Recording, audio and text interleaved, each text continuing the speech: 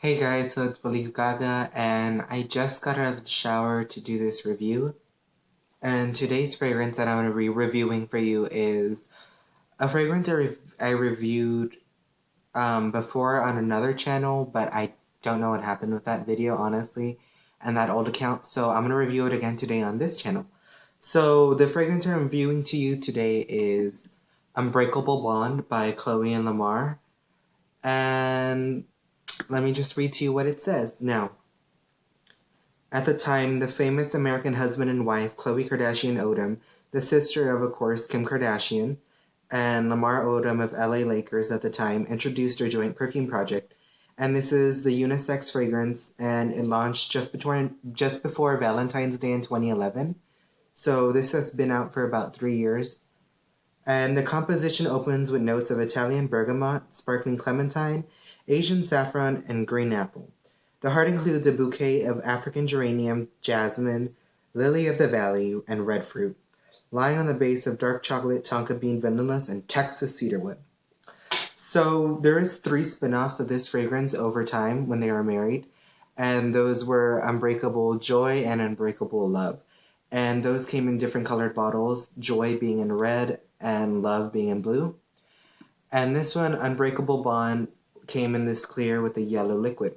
Now, I know when it first came out, I bought this in a half-ounce bottle, and it was just called Unbreakable, and then eventually they changed it to Unbreakable Bond, or if not, I could be getting opposite, and it was called Unbreakable Bond, and then called Unbreakable. So basically, this fragrance was a unisex fragrance. It was their joint fragrance with Khloé and Lamar, because they were a very kind of famous, couple at the time. And of course, they were friends with, not friends, they were Khloé is sister to Kim Kardashian and Kourtney Kardashian. Kim had her own fragrance out, Signature. And this was Khloé and Lamar's just, I guess, first shot at the fragrance world. And I'm going to read to you off what it says on the box, which I don't have. And basically, it says, there's something sexy about a couple sharing a scent. Soft yet powerful, strong but sensual. That perfect mix of masculine and feminine.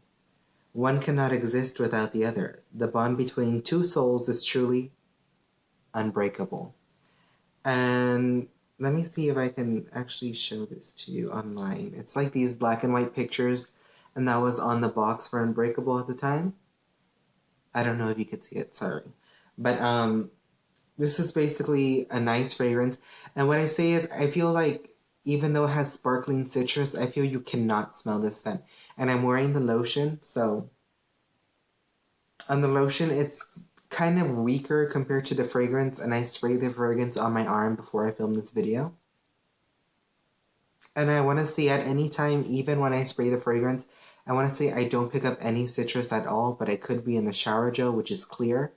And the lotion is a white clear fragrance as well. And I want to say mostly in this fragrance, I want to say it was mostly kind of aimed towards men. I feel Khloé was kind of like letting Lamar do his thing at the time. And I feel Lamar kind of really put it in. I know they had a whole episode well, actually, like, I think half the episode of them making this fragrance and stuff. And I feel Lamar had the most say in this fragrance, and Khloé kind of really fell into the unbreakable part of it with him. And of course, now, unfortunately, they're divorced.